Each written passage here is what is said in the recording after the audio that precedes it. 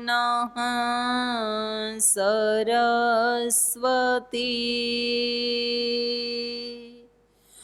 वाजिनीवती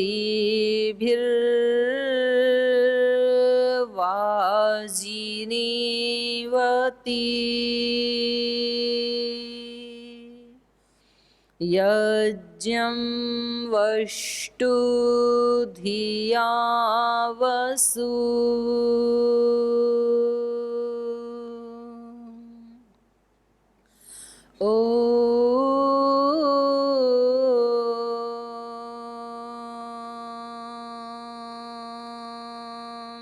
अग्न आयाहि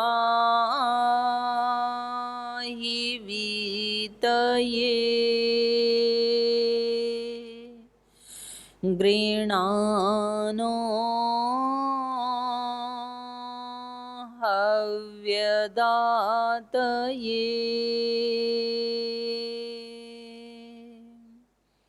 निहोता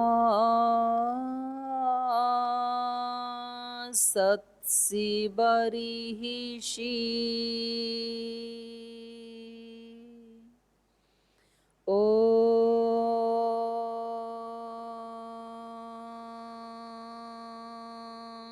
शांति शांति शांति।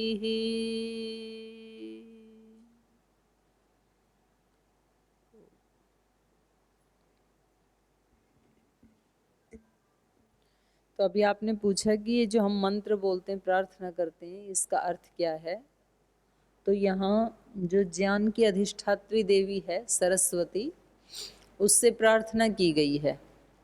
पावका नह, नह माने हमको, पावका पवित्र करने वाली जो ज्ञान की देवी सरस्वती है, वो हमें पवित्र करे। पावका नह सरस्वती।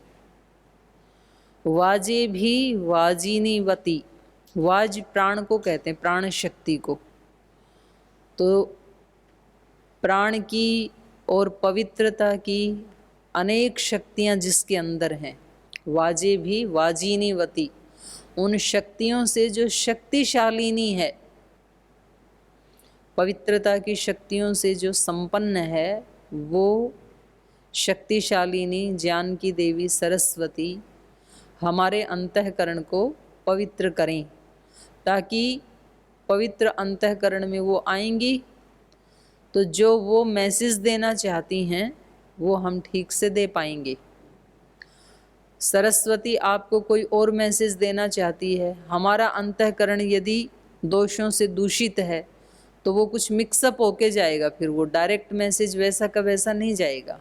तो प्रार्थना की जाती है कि जो आप इन साधकों को जो मैसेज देना चाहती हैं, जो ज्ञान देना चाहती हैं, तो उसके लिए आप हमारे अंतःकरण को पवित्र कीजिए। तो हमें अपना चैनल बनाइए आप। पावकान सरस्वती वाजे भी वाजिनीवती यज्ञम वष्टु धिया वसु। और इस प्रकार से ये हमारा जो कर्म है ये क्या बन जाएगा, यज्ञ बन जाएगा। और उसमें धिया वसु, बुद्धि की सुगंध उठेगी इस यज्ञ में से। जैसे यज्ञ में अच्छे अच्छे पदार्थ डालते हैं तो वहाँ से अच्छी अच्छी सुगंध आती है, ऐसे ही ये हमारा पढ़ने पढ़ाने वाला यज्ञ है। तो हम इसकी चर्चा जो करेंगे फिर वैसा हम जिएंगे, तो वो हमारा जीवन यज्ञ होकर के उससे सुगंध आने लगेगी। और दूसरा मंत्र बोलते हैं हम, अग्न आयाही, ये संबोधन है। हे अग्ने आयाही, अग्नि स्वरूप, ज्योति स्वरूप, ज्ञान स्वरूप परमात्मा आयाही, आइए। हम ये कक्षा पढ़ रहे हैं तो ये एक ज्ञान यज्ञ कर रहे हैं हम। यही मंत्र यज्ञशाला में जब यज्ञ करते हैं तब भी बोला जाता है, अग्न आयाही, हे अग्ने आइए। तो हम ये हमारा ज्ञान यज्ञ चल रहा है, तो इसमें हम उस ज्योति स्वरूप परमात्मा को बुलाते हैं कि आप आइए हमारे यज्ञ में। अग्न आयाही वीतये, गृणान, गृणान माने स्तुति करते हुए, हम आपकी स्तुति कर रहे हैं। स्तुति किए जाते हुए हम लोगों के लिए आइए, अपना ज्ञान देने के लिए। तो ऐसे भगवान को बुलाया जा रहा है।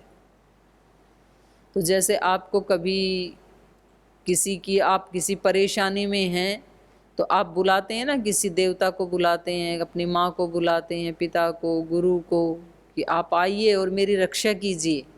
तो ऐसे यहाँ पर बुलाया जा रहा है, अग्न आया ही, हे अग्ने आइए आइए, वीतये गृणान, स्तुति किए जाते हुए, आपकी उपासना किए जाते हुए, हमारे द्वारा बुलाए जाने पर आप आइए। अग्न आया ही वीतये गृणानो हव्यदातये, हवि देने के लिए हम तैयार हैं। हवि देने वालों के लिए आइए, हम आपको हवि देने के लिए तैयार हैं। तो यहाँ ज्ञान यज्ञ में हवि देने का मतलब है हम ईमानदारी से इस ज्ञान यज्ञ को पूरा करेंगे, पढ़ेंगे, जो पढ़ाया जा रहा है उसको हम अच्छे से पढ़ेंगे। और इसमें जो पढ़ाने वाला आचार्य है वो प्रार्थना करता है कि जो मैंने आज तक पढ़ा उसी की मैं आहुति दूंगा, इसमें अच्छे से पढ़ाऊंगा। तो गृणानो हव्यदातये निहोता सत्सी बर्हिषि, होता, ये जो ऋग्वेद के मंत्रों का जो उच्चारण करते हैं ना उसको होता बोलते हैं। निहोता सत्सी बर्हिषि, ये होता आपको बुला रहा है, यजन करने वाला पुरोहित आपको बुला रहा है।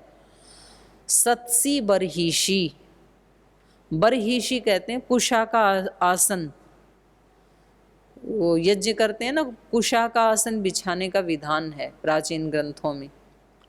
घास होती है कुशा एक, तो जो कुछ चटाइयाँ भी बनती हैं ना कुश की, कुशा, तो बरही मतलब कुशा होता है। सत्सी बरहिषि, उसके ऊपर बैठ जाइए आकर के, हमने आपके लिए कुशा का आसन लगाया है अपनी यज्ञशाला में, तो आप आकर के उस पे बैठ जाइए और अब आप करवाइए इस यज्ञ को। तो ऐसे दैवी शक्तियों को बुलाया जाता है। कोई भी काम करते हैं तो हमारी ये वैदिक परंपरा है कि हम मंगलाचरण करते हैं, और जिनको ये मंत्र नहीं आते हैं ना, वो गांव के लोग भी कोई काम शुरू करते हैं तो बोलते हैं चलो भाई लो भगवान का नाम, लो भाई राम का नाम लो, हाँ चलो भाई भगवान का नाम लेके शुरू करो इसको। तो ऐसे कहा जाता है। तो हर कार्य के प्रारंभ में हम भागवत शक्ति का आह्वान करते हैं, वो आएं और हमारे इस कर्म को दिव्य बनाएं। तो कहा जाता है भाई भगवान का नाम लेके यदि शुरू करोगे तो काम आपका सक्सेस हो जाएगा, सफल हो जाएगा। आप परीक्षा भी देते हो तो पहले अपने इष्ट देव को याद करके फिर उसको खोलते हो कि क्या क्या आया पेपर में, इसका मतलब आपने भागवत शक्ति का आह्वान किया। तो ये हमारे संस्कारों में आ गया पीढ़ी दर पीढ़ी। तो पहले तो सब वेद पाठ ही होते थे, संस्कृत जानते थे तो मंत्र पाठ करते थे, बाद में मंत्र पाठ भी नहीं जानते तो भावना तो अभी भी बनी हुई है।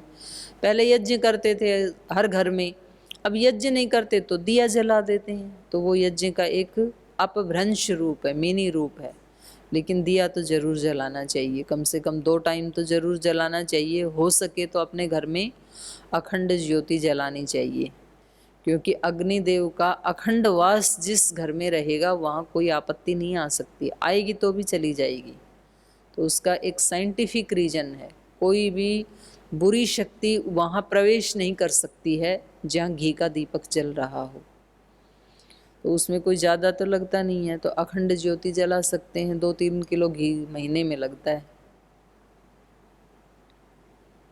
चलिए, तो आज हम कैवल्य पाद पढ़ेंगे। 3 पाद हमने कल पढ़े, विभूतियों के बारे में कल पढ़ा, और कल हमने पढ़ा था सत्व पुरुष शुद्धि साम्य कैवल्यम। सत्व और पुरुष की शुद्धि का साम्य होना यही क्या है, कैवल्य। और अगले तो पाद का नाम ही कैवल्य पाद है। तो अब इसमें कह रहे हैं कि ये जो सिद्धियां व्यक्ति को प्राप्त होती हैं अनेक प्रकार की, तो वो उसके 5 प्रकार हैं, कैसे कैसे वो सिद्धियां प्राप्त हो सकती हैं। तो पहला सूत्र कह रहा है जन्म औषधि मंत्र तपः समाधिजा सिद्धयः। कुछ सिद्धियां जन्म से ही कुछ आत्माओं को प्राप्त होती हैं, जैसे कि शुकदेव जी को गर्भ में ही सिद्धि प्राप्त थी, जैसे कि कपिल ऋषि को जन्म से ही सिद्धियां प्राप्त थी। तो वो पैदा होते ही मतलब अन्य बच्चों की तरह से नहीं थे, उनके हाव भाव चेष्टाएं अलग ही थे उनके, क्योंकि उन्होंने पिछले जन्म में प्राप्त कर लिया था। और उनको कुछ ऐसा थोड़ा सा कोई बचा कि वो पूर्ण मोक्ष को प्राप्त नहीं कर पाए, लेकिन विवेक की पराकाष्ठा थी पहले ही, तो अगले जन्म में वहीं से यात्रा शुरू हो गई। हमारी इस जन्म में हमने जितनी तैयारी कर ली, अगले जन्म में हमारी यात्रा वहीं से शुरू हो जाती है। तो ये जो योगी सन्यासी बन जाते हैं, ये कोई एक जन्म का फैसला नहीं होता है, कई जन्मों से चल रहे थे। अभी आप गृहस्थ में होते हुए भी योग में रुचि रखते हैं, तो ऐसे चलते चलते जहाँ आप मरते समय जिस स्थिति को छोड़ेंगे, अगले जन्म में वहीं से शुरू कर देंगे। मानो आप अभी गृहस्थ में रहते हुए भी योग साधना करते रहे, आप पढ़ ही रहे हैं, योग दर्शन स्वाध्याय कर रहे हैं, वैसा जीवन भी जी रहे हैं, यज्ञ करते हैं, योग करते हैं, सेवा करते हैं, तो फिर आपने अपनी स्थिति बहुत ऊंची बना ली इस जीवन में। तो अगली बार आप पैदा होते ही साधु बन जाओगे, पैदा होते ही मतलब थोड़े बड़े होने के बाद। छोटा बच्चा तो क्या बनेगा, पर बचपन से ही आध्यात्मिक संस्कार होंगे, आध्यात्मिकता की तरफ रुझान होगा आपका, तो संस्कार बनाए हुए व्यर्थ नहीं जाते हैं कभी भी। तो कुछ सिद्धियां होती हैं जन्म से, कुछ औषधि से सिद्धियां मिल जाती हैं।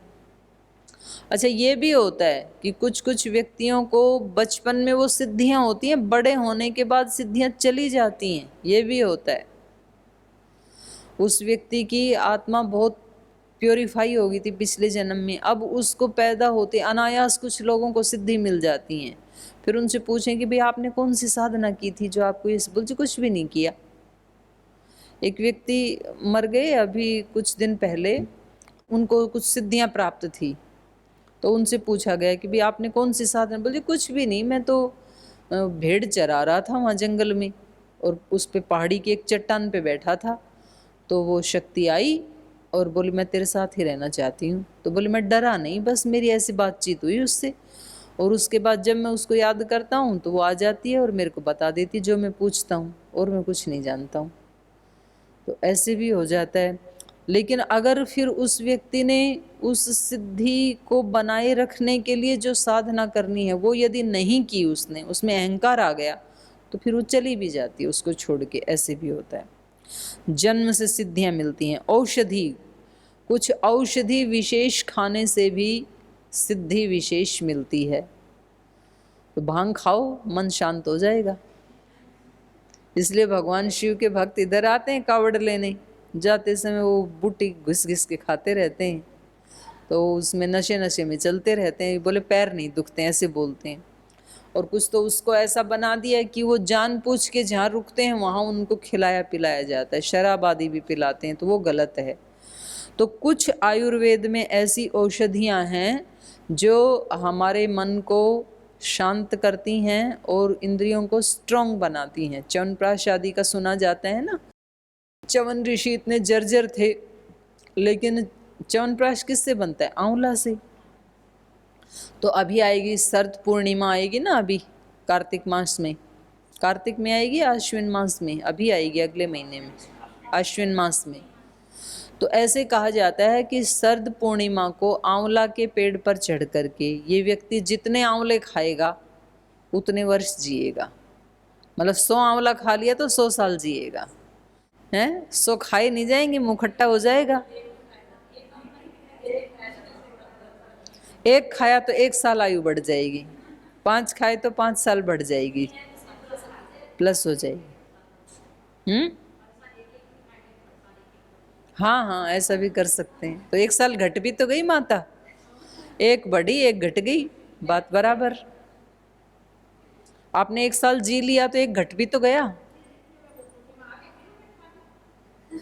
अगली पूर्णिमा आई तब तक एक लेस भी तो हो गया 1 साल। वो नहीं दिख रहा आपको कि जीवन जा रहा है हर पल, ऐड तो हो रहा है, जा भी तो रहा है ना। तो जितना आपने ऐड किया उतना लेस भी हो गया। हाँ, तो ये कुछ ऐसे रसायन हैं जो आयु को बढ़ाने वाले हैं। तो इसी से आंवला से ही च्यवनप्राश आदि बनते हैं। और इससे और भी कई रोगों में आंवला से, जैसे लीवर ठीक रहता है, हार्ट ठीक रहता है, आंखें ठीक रहती हैं, तो बहुत सारे उसके। और जो विटामिन सी तो है ही है, और एंटी एजिंग है वो। तो कुछ औषधियाँ ऐसी हैं स्पेशल प्रकार की, कुछ भस्में हैं ऐसी, स्वर्ण भस्म, हीरक भस्म आदि, हाँ, मोती पिष्टी, मुक्ता पिष्टी। तो ऐसी औषधियों को खाने से भी विशेष प्रकार की सिद्धियां मिलती हैं। जन्म, औषधि, मंत्र, मंत्र से भी सिद्धि मिलती है, मंत्र जाप करने से। मंत्र विज्ञान है अपने आप में एक। तो इसलिए मैंने एक दिन पहले भी बताया था आपको गायत्री मंत्र के बारे में, उससे भी इलाज किए जाते हैं मंत्र से।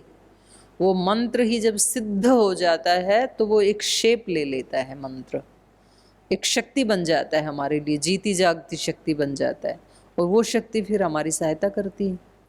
तो जन्म, औषधि, मंत्र, तपह, तपस्या करने से भी सिद्धियां मिलती हैं। तो कितने लोगों ने तप किया, असुरों ने भी तप किया, देवताओं ने तो किया सो किया। रावण ने तप किया तब तो उसको इतनी वरदान मिले, हिरण्यकश्यप ने भी किया। बल्कि ये तपस्या वाला काम तो असुर ज़्यादा करते हैं, देवता फिर भी थोड़े ढीले ढाले होते हैं।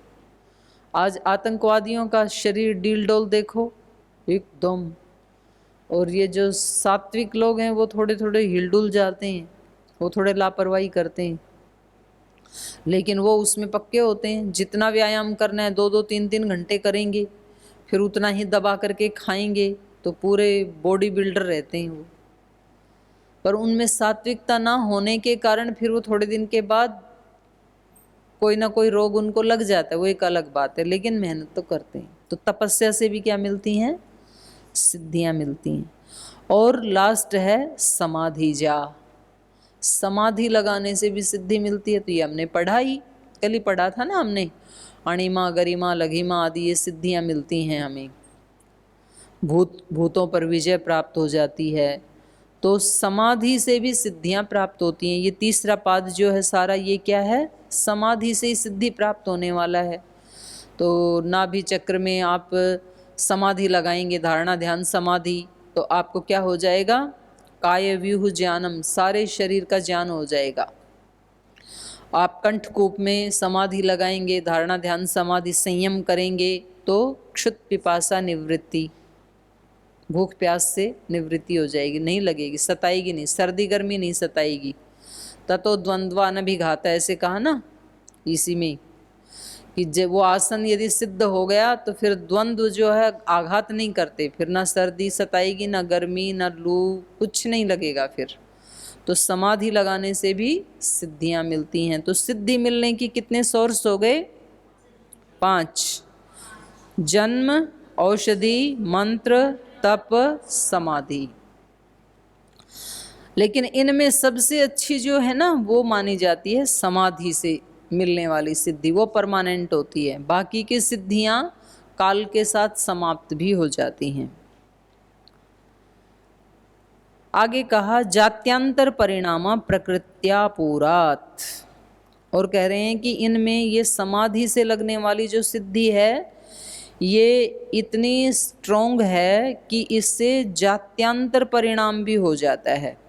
जात्यांतर परिणाम मतलब भिन्न जाति वाला हो जाना, ये भी एक सिद्धि है। जैसे मनुष्य है और ये दूसरे असुरों में तो ऐसे होता ही है, जो अन्य योनि है ना जिनका, जैसे हमारा तो ये पार्थिव शरीर है, ऐसे 6 प्रकार की योनियां बताई हैं। कुछ वायवीय शरीर होते हैं, कुछ तेजस शरीर होते हैं, तेज से, उनमें तेज की प्रधानता होती है, वो देवताओं के शरीर हैं। जो फिल्म आदि में दिखाते हैं ना, एक वो चक्र सा आएगा, प्रकाश सा, हाँ, तो उनका वही शरीर, उसमें तेज की प्रधानता है, वो ठीक ही दिखाते हैं वो, तो उनका तेजस शरीर होता है। जैसे हमारा शरीर पार्थिव है, इसलिए बोलते भी हैं पार्थिव शरीर आ गया, लेकिन तब बोलते हैं जब वो आत्मा निकल गया, हाँ, कि अब केवल पृथ्वी बच गई, चेतन चला गया। लेकिन अभी भी चेतन के रहते हुए भी इसमें पृथ्वी तत्व की प्रधानता है हमारे वाले शरीर में, तो ये इसलिए इसको बोलते हैं पार्थिव। और कुछ देवों के शरीर हैं उनमें तेजस की प्रधानता होती है, तो उनको बोलते हैं तेजस शरीर। भूत प्रेत आदि हैं उनके शरीर वायवीय होते हैं, वायवीय योनि भी है। ये सांख्य दर्शन में भी है, सांख्य कारिका में भी है, व्यास भाष्य में भी है। फिर कुछ योनियां जलीय तत्व से बनी होती हैं, उनमें जल की प्रधानता होती है। तो ऐसे अलग अलग योनियां हैं। तो इसमें ये कह रहे हैं कि ये जो होते हैं ना जैसे वायवीय शरीर वाले, तो उनको देखा, मतलब उनमें प्रामाणिक लोगों ने बताया कि उनके पास कुछ वायवीय शरीर वाली जो आत्माएं हैं वो उनके अंडर में रहती हैं। ये जो तांत्रिक हैं, भूत प्रेत वाले जो होते हैं, तो फिर वो उसको बुलाते हैं, तो वो जो शरीर है वो कई परिणाम कर लेता है। वो कभी कबूतर बन जाएगा, कभी लड़की का रूप बन जाएगा, कभी सांप का रूप बन जाएगा, ऐसे वो चेंज कर लेते हैं। तो ये होता तो है सिद्धि से ही। तो इसलिए ये कह रहे हैं जात्यांतर परिणाम प्रकृति आपूरात। हमारा शरीर बना है एक प्रोसेस में, जो हमने ऊपर से शुरू किया था ना, सत्वरजतम साम्यावस्था प्रकृति प्रकृतिर महान। तो हमारा जो शरीर बना है ये बना है एक क्रम से, एक रिदम में बना है। तो हमारा शरीर पहले महतत्व बना, फिर अहंकार बना, फिर इंद्रियां, फिर पंच तन्मात्राएं, फिर स्थूल भूत, स्थूल भूतों से फिर ये पांच भूत, पांचों भूतों से बना है ये। और पांचों भूतों में भी इस शरीर में पृथ्वी भूत की सबसे ज़्यादा अधिकता है। यद्यपि साइंस तो कहती है कि इस शरीर में 60-70% पानी है, लेकिन प्रत्यक्ष देखने से ये पता लगता है कि इसमें पानी से भी ज़्यादा पृथ्वी तत्व है, क्योंकि हड्डियां हैं, मांस हैं, चर्म है, तो पृथ्वी तत्व और ज़्यादा दिखाई देता है। इसलिए इसको पार्थिव कहते हैं शास्त्रों में। तो इसमें तो नहीं होगा जात्यांतर परिणाम। एक बार ये जो क्रमशः बना है तो इसमें मनुष्य शरीर है तो मनुष्य शरीर ही रहेगा इस आत्मा का लास्ट तक। लेकिन कुछ सिद्धियां प्राप्त करके जो हमारा सूक्ष्म शरीर है वो दूसरी शेप ले लेता है। अब ये सूत्र कह रहे हैं, अनुसंधान का विषय है ये। इस प्रकार के जो विषय होते हैं, कोई पूछे जी ऐसे होता है कि नहीं होता है, तो उसका एक ही उत्तर है, इसका अन्वेषण करने की आवश्यकता है। हम ये भी नहीं कह सकते हैं कि ऐसा नहीं होता है, क्योंकि नहीं होता है तो शास्त्र झूठा हो जाएगा, और शास्त्र को तो हम प्रामाणिक मानते हैं। और हम ये भी नहीं कह सकते कि ऐसा हो जाता है, क्योंकि हमारी अनुभूति नहीं है ऐसा। तो इस प्रकार के जो विषय होते हैं उसमें उत्तर ये देना चाहिए। कुछ लोग ना इसको एक तरफ से नकार देते हैं, वो कहते हैं ऐसा नहीं होता, ये सृष्टि क्रम के विरुद्ध है। भाई सृष्टि क्रम को हम नहीं जानते ना, हम कितना जानते हैं सृष्टि क्रम के बारे में? हम तो बहुत कम जानते हैं। सृष्टि क्रम के बारे में तो एक माँ नहीं जानती है कि मेरे पेट में बच्चे की सृष्टि कैसे हुई। आप कितना जानते हो? जिस बच्चे को माँ ने पैदा किया वो माँ भी नहीं जानती है कि उसका क्रम क्या है, अंदर कैसे सृष्टि हुई बच्चे की, उसको नहीं पता है। तो हम जानते ही नहीं है कैसे कैसे होता है। और अनेक प्रकार की सृष्टि होती है। कभी कभी बच्चे का एक पैर गायब, कभी बच्चे की एक आंख गायब, कभी 5 उंगलियों की जगह 6 उंगलियां। तो अनेक प्रकार के यहाँ अपवाद मिल जाते हैं सृष्टि क्रम में भी। अगर सृष्टि क्रम एक ही होता तो धरती पे किसी की भी 6 उंगलियां नहीं होनी चाहिए थी, लेकिन देखे जाते हैं। सृष्टि क्रम एक ही जैसा होता तो सबके हाथ पैर होने ही चाहिए थे, तो कभी कभी कुछ बच्चों के होते ही नहीं है। कभी कभी कुछ बच्चों के नीचे से एक शरीर है, ऊपर 2 चेहरे हैं, तो ये सृष्टि क्रम के विरुद्ध है। तो हम ऐसा नहीं कह सकते हैं ये सिद्धियां तो सृष्टि क्रम के विरुद्ध हैं। कोई एक व्यक्ति, कोई एक मनुष्य सिद्धि प्राप्त करके जात्यांतर, जात्यांतर माने दूसरी जाति को प्राप्त होना। एक तो मनुष्य जाति है, और मानो कि कोई शेर बन गया तो वो जात्यांतर हो गया। जात्यांतर माने दूसरी जाति को परिणाम प्राप्त होना। लेकिन कुछ खास विशेष सिद्धियों से ऐसा भी हो सकता है, ये सूत्र कह रहे हैं। तो हमारे को ऐसे जब कोई वाद विवाद होता है तो उसमें कभी भी उलझना नहीं चाहिए। हमें ये कहना चाहिए भाई शास्त्र कह रहा है तो परीक्षण का विषय है, आपको बहुत जल्दी है तो आप परीक्षण करके देख लो, वैसी साधना करके देख लो आप। तो हो जाए तो हमें भी बता देना, हमने तो साधना नहीं की। लेकिन ऋषियों ने इस ग्रंथ को प्रामाणिक माना है, महर्षि दयानंद ने इसको प्रामाणिक माना है, योग दर्शन को। तो बहुत सारी चीज़ें ऐसी होती हैं जिसको हमने तो नहीं जाना, लेकिन हम मानने के लिए मजबूर हैं। ईश्वर को हमने तो नहीं जाना, लेकिन ईश्वर को मानने के लिए हम मजबूर हैं। क्यों? क्योंकि हम वो अपने ही शरीर में ऐसे सिस्टम को चलते हुए देखते हैं जिसको हम नहीं चला रहे हैं। अब हमारा हार्ट 1 मिनट में 72 बार धड़कता है, तो हम धड़का रहे हैं क्या उसको? हमें तो पता भी नहीं है। हमें ये भी नहीं पता 72 बार ही धड़कता है कि 70 बार या 65 बार, हमें नहीं पता कुछ भी, धड़क तो रहा है। और जो जानते हैं हार्ट के बारे में पूरा, जो इसके स्पेशलिस्ट हैं, डॉक्टर हैं, तो वो यूँ कहें कि जी हम तो डॉक्टर हैं, तो हम तो अपना 75 बार धड़काएंगे, क्योंकि हम तो जानते नहीं धड़का सकते हैं। तो ये कुछ नियम ऐसे सृष्टि में हैं कि उसको हम जानते तो नहीं हैं, लेकिन मानने के लिए हम मजबूर हैं। हम तो खाना डाल देते हैं अंदर, और किसी ने ठीक से चबाया, किसी ने नहीं चबाया, लेकिन तो भी अंदर अब आमाशय में एक ऐसी एसिड है, जो 2 कोलेस्ट्रॉल है ना, HDL LDL, तो वो इतने ज़्यादा स्ट्रॉन्ग हैं कि अगर उसको बाहर निकाल दिया जाए और उसमें आप अपनी उंगली को डुबो दें, एक डॉक्टर ने बताया मेरे को, तो बोले दीदी आपकी उंगली मिलेगी नहीं, विदिन सेकेंड पिघल जाएगी मोम की तरह से, इतनी तीखी है वो एसिड। तो मैंने कहा वो आमाशय को क्यों नहीं जलाती है फिर? अंदर भी तो मांसी है ना।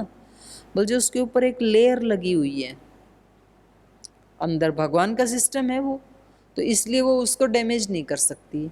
और सारे खाने को जो है वो उसको उससे 7 धातुएं बन जाती हैं। आप जो भी खाते हो ना, वो अपना काम शुरू कर देती है, खाना अंदर जाते ही उसको पेलना शुरू कर देती है, और उसमें से फिर रस बनाएगी, वेस्ट भाग को इधर डालेगी, रक्त बनेगा उससे, अस्थि मांस मज्जा, पता ही है आपको 7 धातुएं। लेकिन हम तो नहीं बनाते ना, हमें तो पता भी नहीं कब बनती हैं और कैसे बनती हैं, पर बन रही हैं। तो इस सिस्टम को कौन चला रहा है? कोई तो है। तो हम मजबूर हैं ये मानने के लिए कि हमारे से अतिरिक्त भी कोई शक्ति है। अब आप उसको कुछ भी नाम दे दें, आप कहें कि ये तो प्रकृति माता ही चला रही है, ठीक है, आप तो नहीं चला रहे ना, तो प्रकृति माता को मानो। आप कहेंगे तो भगवान जी कर रहे हैं, तो भगवान जी को मानो। आप कुछ भी कहें, पर अपने से अतिरिक्त शक्ति को तो मानना पड़ेगा। तो ऐसे ही यहाँ पर ये सूत्र कह रहा है, जात्यांतर परिणाम प्रकृत्यापुरात्। कुछ विलक्षण क्षमताओं से युक्त भिन्न जाति वाला भी हुआ जा सकता है। कैसे? प्रकृति आपुरात्, जो इसके उपादान कारण हैं उनकी अपेक्षित पूर्ति होने से। माने हमारे जो उपादान कारण है, इस शरीर का उपादान कारण क्या है? घड़े का उपादान कारण क्या है? जिससे जो चीज बनती है ना, उसको उपादान कारण कहते हैं। तो घड़ा किससे बनता है? तो घड़े का उपादान कारण क्या है? मिट्टी। हमारा शरीर किससे बना है? 5 भूतों से। तो हमारे शरीर का उपादान कारण क्या है? 5 महाभूत। 5 महाभूतों का भी उपादान कारण क्या है? महाभूत किससे बने? आपको लिखाया था मैंने चार्ट। तो 5 महाभूत किससे बने? 5 तन्मात्राओं से।